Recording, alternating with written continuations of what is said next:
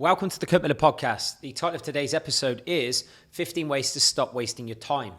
I believe this is a huge global issue, and in particular, it is a huge global excuse as to why people struggle to get their sessions in, get their movement in, eat the foods they need to look a certain way and protect their health, especially as a business owner with a partner, kids, or both. Okay, and to be transparent, the 15 things I'm going to go through today are all things that I've struggled with in the past in previous years. But one thing I've got very good with over the time is where I focus my attention, hence why I'm now significantly more productive, and I still look a certain way, even though my business has grown. I've got a team to think about, I've got a partner, of course, now. Simply put, I have more to get done within 168 hours in a week, and a lot of my clients are the same. Because the truth is this, why is it we all have the same 168 hours in a week, and some people get more done, other people don't. Some people make excuses week to week. Oh, I didn't have time to get my sessions in. Couldn't eat that healthy food. Couldn't get my movement in because I had a lot on. The reality is every single person, especially the people I coach, they're busy every single week. You'll always find a way to fill your time. But for me, true high performers are better at actually focusing their attention on what matters most at a given time, whether it's work, training, movement, food, family, social. They do it with intent, and they simply manage their attention better. And I really believe that time management actually ties in with energy management, because ultimately everything we do is a transfer of energy in some way. And those who manage their energy better alongside time end the week with getting more done, and usually are more successful and are in better shape from my experience. You know, that is the difference that separates a true high performer from those who aren't quite a high performer, you know, and then are continually frustrated that they don't get enough done at the end of the week, you know.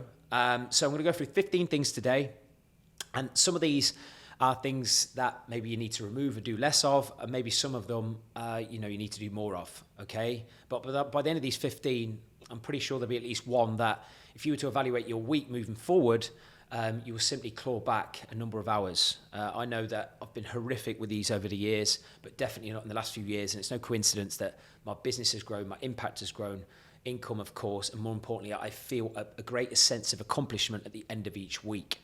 All right. So without contradicting the title of this podcast, I'm going to go through the 15. Some I will elaborate on a little bit more, others a little bit less. But hopefully, again, open up a new level of awareness with some things that we know we should be doing better. All right. First one, I thought I'd just shoot from the hip straight to start with, and is pick up your phone with purpose. Always ask yourself, when you pick that gadget up, why am I picking up my phone? For me, this is the biggest problem when it comes to wasting time. Right. I believe it's one of the biggest procrastination tools.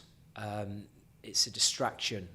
So every single time you pick your phone up, ask yourself, why?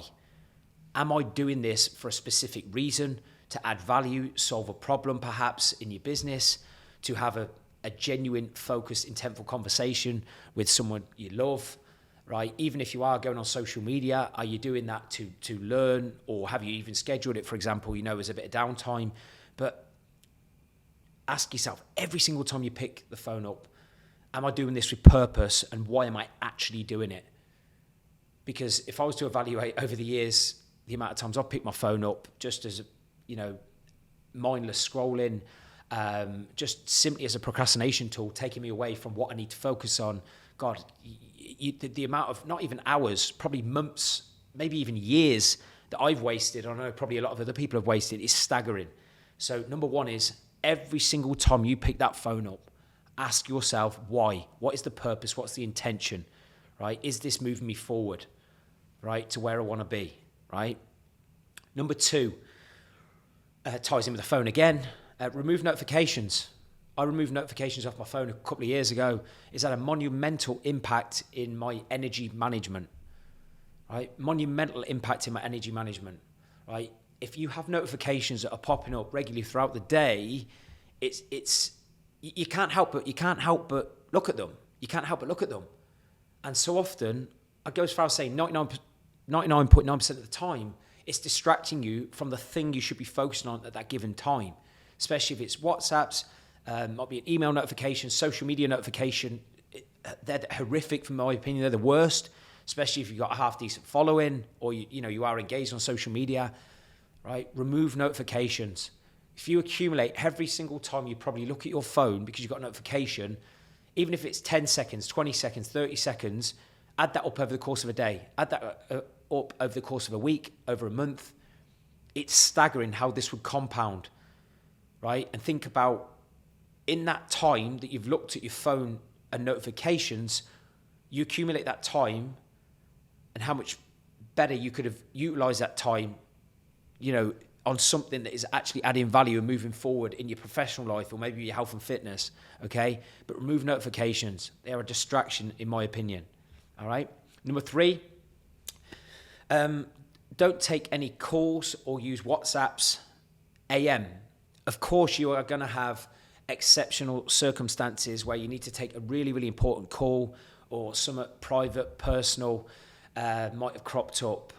But I think if we've really been honest with ourselves, in the AM, like if we are taking phone calls, going on WhatsApp, it is another form of procrastination, dodging what we actually need to focus on, right? You can waste like hours on mindless WhatsApps and just low value phone calls that are simply bullshit and not contributing to your performance at work or effectiveness in business, or simply stopping you from getting that session in early doors that you should be doing, okay?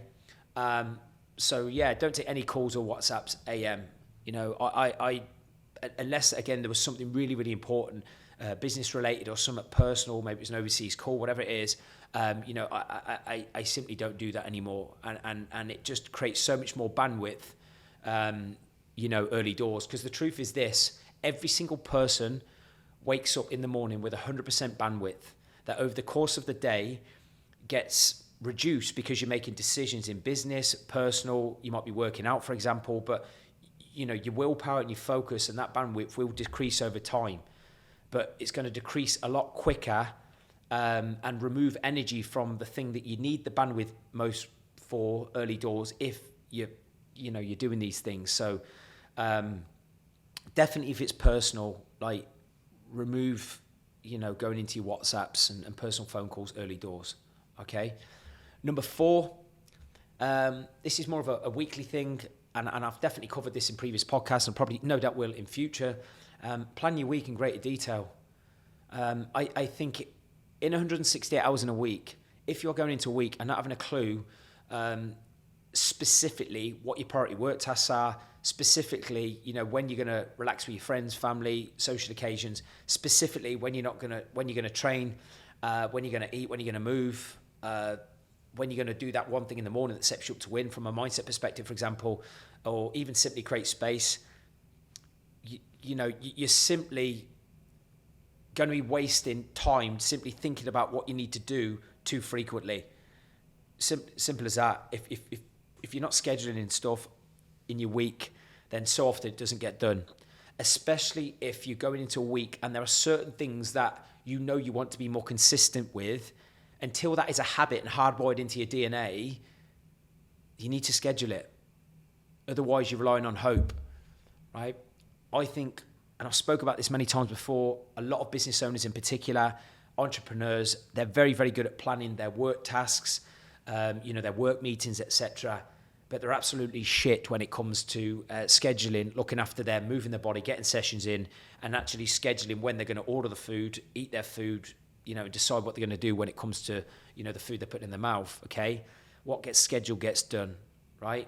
So what I would do in terms of planning your week, schedule your non-negotiable work tasks, schedule when is your focused, attentive time with your family, your friends, social occasions, etc., and never go into a week without knowing what are the days, what are the times, what are the locations I'm going to be training, where am I going to eat, what challenges might I anticipate, for example, when I'm getting my movement in, basically when I'm looking after my own health and fitness and well-being, all right? And then, of course, you can layer things like, when am I going to learn, when am I going to have some empty space to think and buffer and breathe, etc. But plan your week in greater detail if you are consistently ending your week feeling like, oh, I wish I trained more. I wish I trained harder or maybe a little bit longer. I wish I got more steps in. I wish my food was a little bit better. You have to go back to basics. Think about what's made you successful in your strongest areas, which for most people is their career, because they're fully aware of the consequences if they don't go to work and make money, right? I can guarantee one of the reasons you're successful and consistent in that area is you've scheduled it and it never gets missed, right? If you don't show up to work or you don't show up to that meeting to close that deal, there is a consequence to that. But what do you do to make sure that thing gets actioned every single week? And do the same with your health and fitness, etc. And as I spoke about before, number 5 is daily, right? You must plan for the next day, right? Even if you're not a big week planner, right? A daily planner, plan your work priorities for the next day. Your training, your food, movement. When are you going to do it? Around work, right? And be realistic when you're scheduling these things in. Allow a bit of buffer time and stuff for, bathroom, stuff that crops up so often. I know, and I've been guilty with this in the past. When you're scheduling work priority tasks, you just completely underestimate how long they're going to take.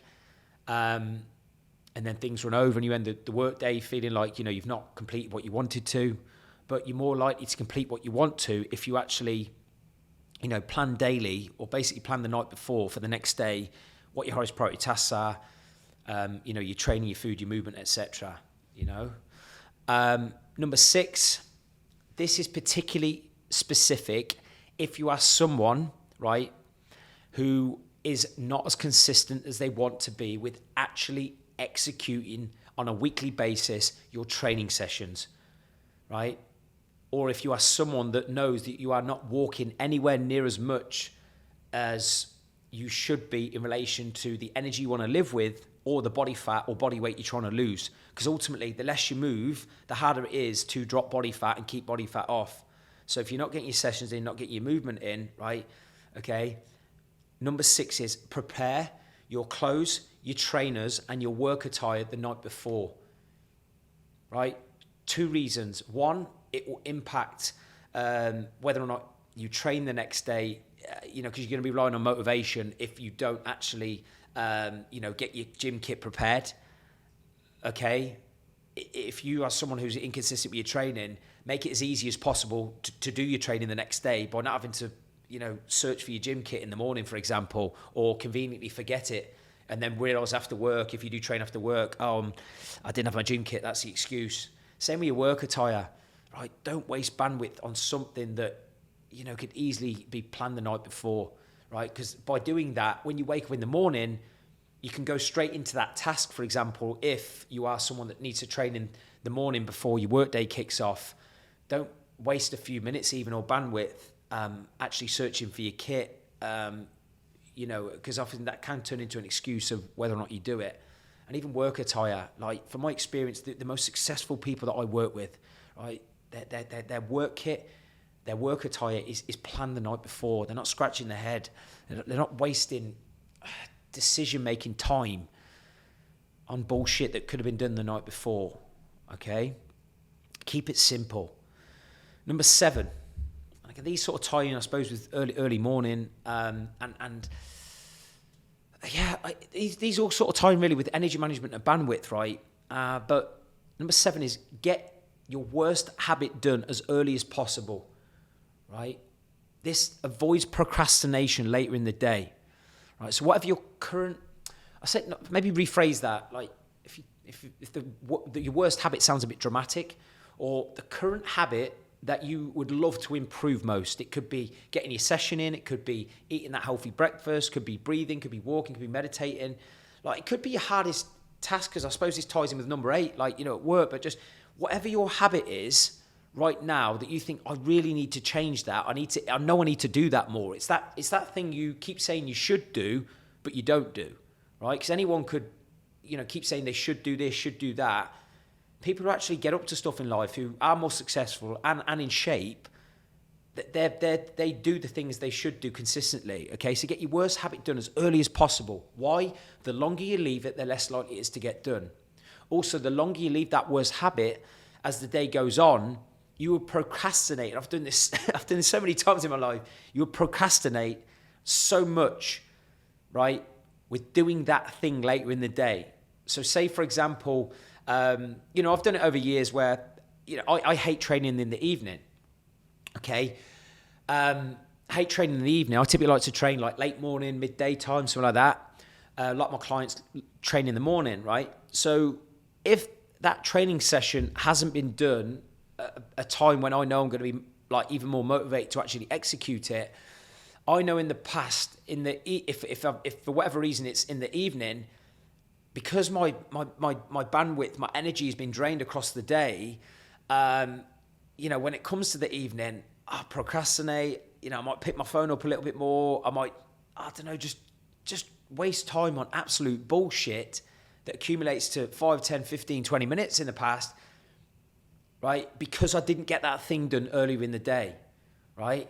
And it's just a procrastination tool. So get your worst habit done as early as possible, or that thing, you know, when you implement that habit more, or that action behavior, that activity basically, okay, you know it's moving you forward, whether it's a professional thing or a personal health and fitness thing, right? Number 8, again, it sort of ties in with that a little bit maybe, is do your hardest, most mentally taxing activity or task first, right? 1, you'll do it quicker. 2, you're more likely to actually follow through without distraction and do it, okay? Because again, you know, this episode is about time, but ultimately, it's more specific than that. It's your ability to maintain attention on the thing that you're trying to do, right? And actually see it through, which will dictate how effective or not you are, all right? And what's going to help you do that is focusing on the most mentally taxing thing or creative thing as early as possible. So for example, when I film these podcasts, I know that they flow so much smoother when I get them done as early as I can in the day.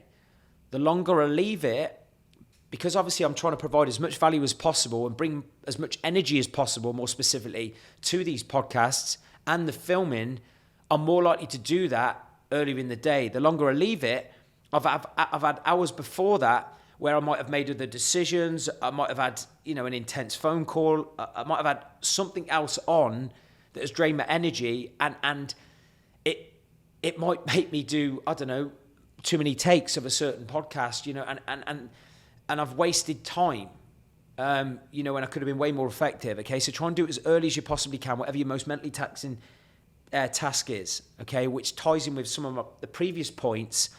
Before I do, you know, podcasts as much as I physically can, right? I will have rare occasions where I might have a, you know, really important meeting, might have had a client in town or anything like that, right? But if I've given my attention and energy too much before I've done that task, you know, I'm having to, you know, concentrate even harder to do that hard task, all right? So pick your most mentally taxing or creative tasks as early as you can. Number 9 is have social media windows. Right. This probably ties in with number 1 really in terms of use of phone, because most people pick their phone up to scroll on social media, right? And I suppose one of the other points, WhatsApp, but have social media windows, right? I very, very rarely dip my toe in social media before midday. I think most people go on social media before midday, especially as a business owner, entrepreneur, right? Ask yourself why. Unless it is a fundamental task for your business where you're generating income or providing, you know, value, or it's something that, yeah, is actually making a dent in your business or your personal life, right? Or maybe your mood for the day, right? Don't touch it before midday. Have social media windows. I advise 2 to 3 max, right? 2 to 3 max. And of course, we can go even deeper than that, going, right, make sure when you're on those, within those windows on your social media, am I going on it to receive value, learn something, or maybe give some value, or what I'm actually doing it for, okay? But have social media windows, schedule it, right? Don't just be reactive, in and out, in and out, in and out. Add that time up. If you are one of those people that, you know, you go on social media 10, 15, 20 times a day, it's staggering how much time people waste on social media platforms, right? And usually it's because you're either facing a work task that maybe you've been sort of putting off, all right, or it's taking you away from something you need 100% deliberate practice and focused attention, okay? So have social media windows. Number 10, very, very similar, have email windows. I know in the past I was horrific for dipping in and out my emails, right? Dipping in and out my emails. And as I'll come on to one of my future points, I don't even have emails on my phone anymore, on my main phone. I have 2 phones.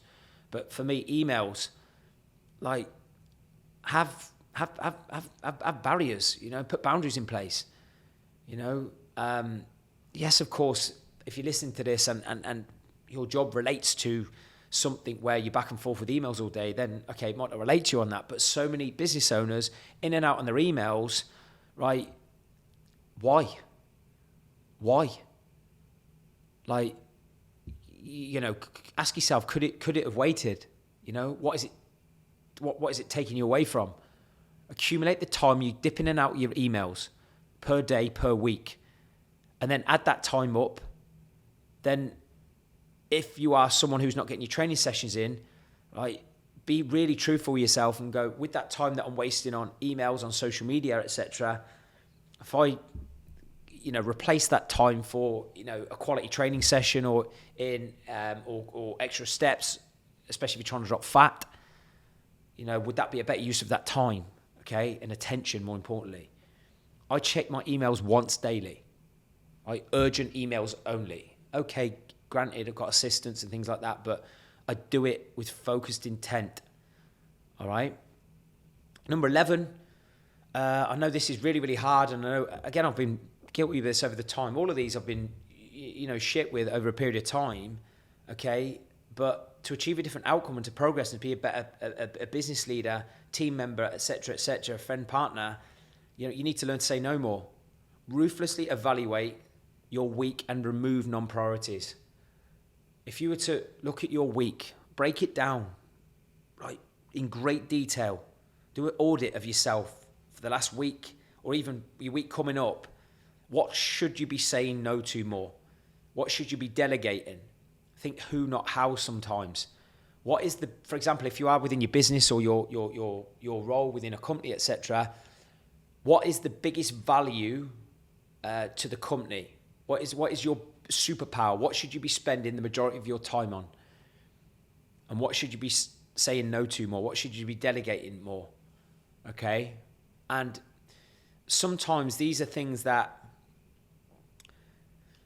they simply take us too long. I know I've been horrific with tech stuff in the past and just simply not delegated quick enough, not asked for help quick enough.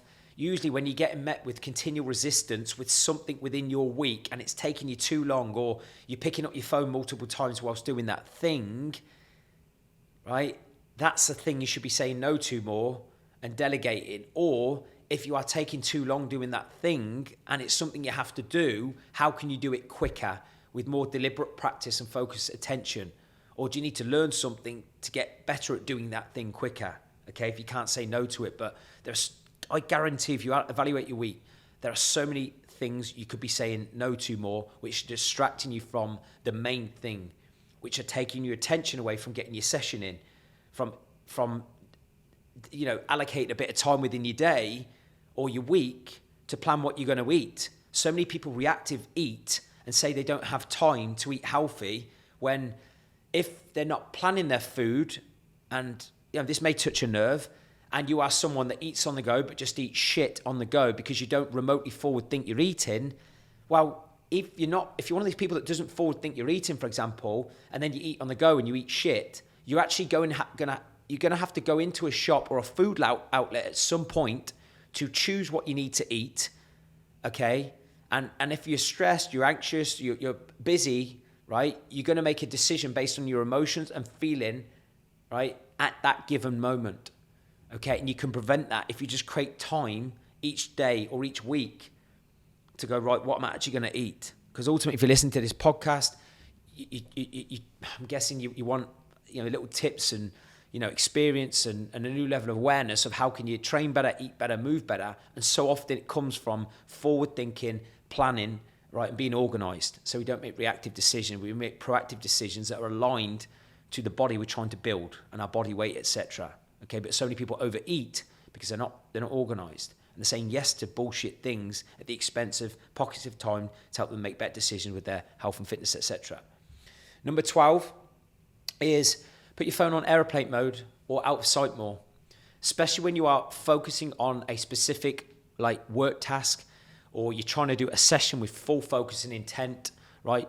Do you really need to have your phone available for people to call you potentially? Or again, just come back to the notifications thing, see notifications, right? Out of sight, out of mind, right? You can't do more than one thing at once with full focus, as I'll come on to a second, right? So if you are trying to do something that is requiring 100% focus, right? And so you're not skimming over it, right? Put your phone on airplane mode or have it out of sight, right? Watch how much quicker you do that thing, or a better job you do of doing that thing, especially when it comes to training with intent, right? The amount of people that I see in the gym that are on their fucking phone, right? They're WhatsApping, they're on socials. I've even saw personal trainers do this, which is shocking, right? There's no way they're doing a great personal training session if they're on their phone. Social media, they're looking at the phone as someone's pushing hard on a set. It's mental, right? But if it, specifically to yourself, if you ask yourself right now, right, am I training with full focus, intent, and giving 100% commitment and effort in my sessions? If the answer is no, how many times do you pick up the phone? How many times do you check your emails, your WhatsApps? Turn your phone on airplane mode and execute with full focus. And notice how good you feel when you do that, because you're giving back time back for you and you're going to get more out of it, okay? And you're going to progress quicker. Number 13, this is something I did, I think it was a couple of years ago. 2 phones, especially, you know, if you're a business owner, I think it's a great thing to do. Have 2 phones, right? And have like essential things on one phone that maybe are solely work related, client related perhaps, all right? Because then not only is it going to protect your bandwidth, right, and time management, and use of time and attention, but also you'll find when you are doing focus and deliberate practices with your work, with your emails, with your client communication, you know, if that's the nature of your business, right, or whatever services perhaps you have within your business, right, it's going to be more focused and quality, right, and again with full intent, you know, for your work, for your business, for your clients, etc. I know I'm significantly better at focusing my attention, and even it's elevated my communication with clients when I know I pick that phone up, I'm doing it with deliberate practice, okay? And also it creates boundaries and protects your energy. Because remember, if you're a business owner or you're in a particularly, you know, strong position within your company, your energy you bring to the table for your team, right, for the people that are looking up to you is really, really important. So protecting your energy management is massive. And one thing that's going to help do that is having a work phone, in my opinion. You know, then I have a personal phone, and I can separate the two. Because I know when I didn't have this, I was neither giving 100% attention to my clients, and neither giving 100% attention to my, you know, your partner, your family, your friends, etc. Especially if you're out on social occasions and you see your phone go, and even if you say, "Oh, I'm going to go back to that the next day," your mind's elsewhere, and it can, you know, it just doesn't work, you know. So I definitely encourage, maybe explore 2 phones if you are feeling like you can never switch off, you know, with loved ones, etc. Okay. Number 14, brutally evaluate who you spend time with. Brutally evaluate who you spend time with, right? I know within business, networking can be really, really important, but I think so many people do it just for the sake of it, and there's no real intent. One thing I'm particularly ruthless with my time now is who I spend my time with. And if you are going to network or, you know, schedule a meeting, whatever it is in the nature of your business, do it with purpose, right? Ask yourself before you're arranging certain meetings or going to a certain networking event, is this actually like valuable to me, or am I doing it instead of doing something else that I know I should be doing? Because the truth is this, I think if you become exceptional in your field, you know, the right people will want to reach out to you anyway. You'll become the commodity. You know, the better you are at your thing, the more high quality people will naturally want to reach out to you. But I think so often it's easy to just spend time with people that are simply taking you away from what you need to do. Okay, it's a distraction, it's an excuse. Oh, I've got to meet that person. And even when you have these meetings, they just drag on way too long, than they need to be. There's no agenda. There's no, it's just a lot of small talk. I know I've been in a lot of these situations in the past. Okay, so be really brutal with how you actually evaluate who you spend your time with. Okay, and whether or not they actually deserve your attention. Okay. Number 15, and there's actually 16. I included a bonus. Should have said it at the start, right? But number 15, I suppose this ties. This for me and number 1 are probably the most important. And this is something, again, I've really struggled with over the time. But number 15 is focus on one thing at a time. Focus on one thing at a time. I truly believe you can't do 2 things at the same time with 100% effectiveness. It's fucking impossible, right? When you do one thing, do it with complete focus, without distraction, and notice how much quicker you do that thing, and probably how much better quality you do that thing also, whether it's a business task, you're creating something, or, for example, with a training session, right? If you are trying to execute a world-class training session, right? Because ultimately you're going there for a purpose to look a certain way and feel a certain way. You're going to have more pleasure attached to that thing and see more progress by doing it with 100% focus, without trying to work as you do in the session, or take a phone call, or get back to WhatsApps and scroll on social media, or reply to an email, right? High performers, they do it with intent, focus. High performers in shape especially, okay? So focus on one thing at a time, right? And I suppose I'm jumping to the quotes at the end here. Do less but better. Less but better, right? So many people have these giant checklists. I know I've had these too. Got 10, 15 things I'm going to do. How many fucking times do you actually get these things done? You skim over 10 different things, skim over 6, 7 things, okay? Focus on one thing at a time, then move on. Or focus on that one thing, up until that time you've allocated for that one thing with 100% focus, and notice how much better you feel and how much you actually accomplish as the weeks and the months progress. And then just the last but I want to include a bonus one, and this is, I'm not going to take credit for this. This is Brendan Burchard. He's one of my mentors. Phenomenal learnings from this man, when it comes to productivity, high performance. I think he's one of the world leaders in this. But he talks a lot about managing transitions, in his book, High Performance Habits, and obviously his top course I did, to do with high performance coaching, managing transitions. Because as I said at the start of this episode, time management for me ties in with energy management. Sometimes if we're really getting really specific, we can plan certain activities to do, right, that may take, 30 minutes, 40 minutes, 50 minutes. But if we go even deeper than that, even if you schedule something and you're actually focusing on doing that thing without distraction, if you haven't managed your energy effectively, within that time you've allocated to do that thing, you won't be effective as what you could do. So for me, energy management, right, is just as important as time management. And managing transitions is so important. And what Brendan recommends, and I think is, whenever, I'm disciplined to remember to do this, because I haven't mastered this yet, because it's not a complete habit, right? I manage my energy, my effectiveness, and the amount I get done in a given task so much better when I do it. So what I mean by managing transition is, if you are doing a certain work task, right, once you've completed that, and say you go on to another work task, have a little pit stop in between, right? I know sometimes we can't always do that, right? I get it. But whenever you can, allocate at least 2 to 5 minutes where you close your eyes, you breathe in through your nose 4 times, you breathe out through your nose 4 times, okay? Basically, you are releasing tension, and then before you go into that next task, Set an intention of who you need to bring to the table for that next transition. Okay?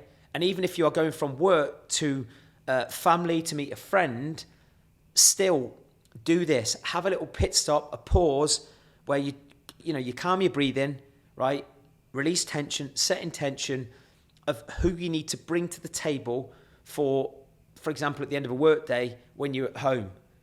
But if you are managing your energy, right, every hour, and Brendan recommends every 50 to 75 minutes, right, where you're managing your energy, you're managing your transitions, okay, you will conserve your energy over an extended period of time. Because from my experience, so many business owners, entrepreneurs, high performers, people in high power positions, they work anywhere from 8 to 10 to 12 to 15 hour days, or so they say. It is impossible to optimize energy and your effectiveness within that time frame if you're not managing your energy. And obviously, I don't want to open up a can of worms here. If you're eating shit food, if you think you're managing your energy over that extended period of time, you're deluded. But just in relation to this energy management tactic and managing transitions tactic, have your little pit stops before you go from transition to transition, or meeting to meeting, or activity to activity, right? Close your eyes, nasal breathe 4 seconds in, 4 seconds out, right? And then set an intention of who you need to be when you show up to that next thing, whether it's a business or a private thing, right? You'll control your state better, okay? And you'll just allow yourself that breathability. And whenever I've done this, I'm so much more effective, all right? And then I wanted to end, I've actually got 5 questions today. Usually I only have a couple, but for me, questions are brutal in helping us reflect and focus on what we need to do better moving forward, all right? The quality of your life usually is based on the quality of questions you ask yourself. So if you ask someone that knows, you can be significantly more effective with your time management, your energy management just now, I encourage you to evaluate these 5 questions, right? Number 1 is, where am I getting distracted right now? So if you were to evaluate the last week, right, where do you continually get distracted? What area of your life do you get distracted? What times of the day do you get distracted? What days in particular do you find you get more distracted? Is it towards the end of a week when your energy's maybe flaking off, you're looking forward to the weekend? But where do you get distracted, right, with your time? What is the biggest area right now where you are categorically know you are wasting time at the expense of the outcomes you want with business, with body, okay, with family time, whatever it is? Number 2, this is more of a weekly thing. What is the one thing, ask yourself this, what is the one thing I'm doing within my week that doesn't align with my long-term vision and values? So what are you doing? What is that one thing right now in your week you are doing that you're just doing for the sake of doing it? It might just be a task, but it doesn't align to your long-term vision, right? Within business, with family, with body perhaps, or is not aligned to your values, right? Because the truth is this. Right now, when you look at your calendar, right, what you are doing on a frequent basis is clearly what you're prioritizing right now. So if you are someone that says, oh no, health is a priority to me, how I look is a priority, or how I look is important to me, and it's simply not getting scheduled, then you're telling yourself lies. And you're going to be continually disappointed and feel negative emotions because you're not meeting your expectations, okay? So what are you... what is the one thing you need to, look at and remove from your week that isn't aligned to your long-term vision and values? Number 3, that's daily. This is a daily thing. What am I doing today, right? What am I doing today that is more important than the things I know deep down I should be doing?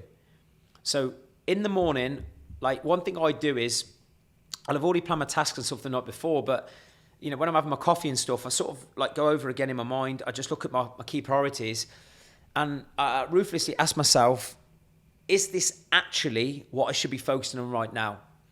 Is this actually what I'm focusing on right now, right? Or is there something more important that I know I should be doing, right? But I'm not. And I'm procrastinating by doing something low value or prioritizing other people, or like you say, doing that meeting, which is absolute bullshit, at the expense of the actual things that are going to shift the needle or move me forward with my body, my business, more importantly, my happiness, how I want to feel. Because don't forget, everything we do is to chase a feeling. right? So ask yourself this: what am I doing today that is more important than things I know deep down I should be doing? Could be something in the morning, could be something at the end of the day, right? And then replace it with the thing you know you should be doing. Okay. Number 4, would my calendar demonstrate I'm an effective proactive planner or reactive and disorganized? So if you were to brutally look at your calendar right now, whether it's on your phone, your computer, or a journal or a diary or something, would my calendar demonstrate I am a proactive planner and organized, or I'm reactive and disorganized? Okay, it's as black and white as that. Your calendar is going to show you're organized or disorganized. And if you're someone that maybe a creative person that doesn't like to be too regimented, that's totally cool, all right? But so often, I put it this way: I've never took on a client in our Built to Last program, right, who hasn't craved structure and more organization in their life to try and help them become healthier and make better decisions with food and get their training sessions in more frequently and get more movement in. Basically look after them. I've never, ever, ever took on a client who didn't crave more structure and organization. But what creates that structure and organization is how effective your calendar actually is, right, to create that. Then the last one isn't a question. It's, I want you to finish this sentence, right? Because I've gone through 16 things today with obviously the Brendan Bouchard one, right? Finish this sentence. The one thing from Kirk's list that will create the biggest improvement in my weekly efficiency is, so what comes to mind at the end of that sentence? The one thing from Kirk's list that will create the biggest improvement in my weekly effectiveness is it, being more congruent and honest with yourself when you pick up the phone? Is it turn it more on airplane mode? Is it planning your week better? Is it, focusing on one thing at a time more? Is it saying no more? What is the one thing that stood out, that hit a bit of a nerve, or in your gut, that is the one thing you should be removing or doing less of or focusing on? And then do it.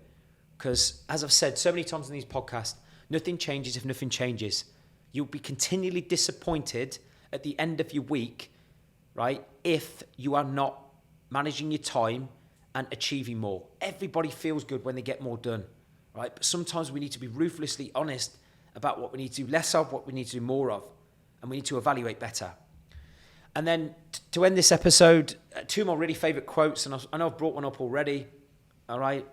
But I remember hearing this on, I think, someone else's podcast, this first one, and again, it really hit home to me, because I think when I listened to this one a few years ago, there was a high performance expert, time management expert, and this really hit home, and it was like 4 words: do less but better.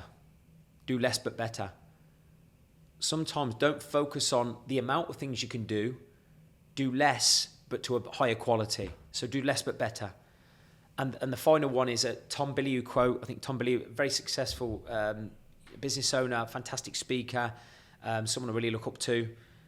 I only do that will move me closer to my goals, right? Imagine if you even just read that quote out to yourself in the morning. I only do that will move me closer to my goals, right? That's going to make you focus on, one, your goals, and it's going to make you think, are the things I'm about to do in pursuit of those goals effective and actually going to make that happen? And that'll be a yes or no question and answer, of course, right? And that's that. So I know I tried to chop through them as effectively as possible, right, to not contradict the title of the session. But honestly, consistency is built on what you do, especially when it comes to building a great body whilst maintaining a great business and great personal relationships. And what's going to help you do more things that you know you should be doing is managing your time, energy, and attention. And hopefully today's episode, has given you plenty of food for thought on how you can become even more consistent than maybe what you currently are in business, maybe even more consistent than what you currently are with your health, your fitness, your body, right? Because ultimately, the more you get done, the better you feel. So thank you so much, as always, for listening, and I will see you next time.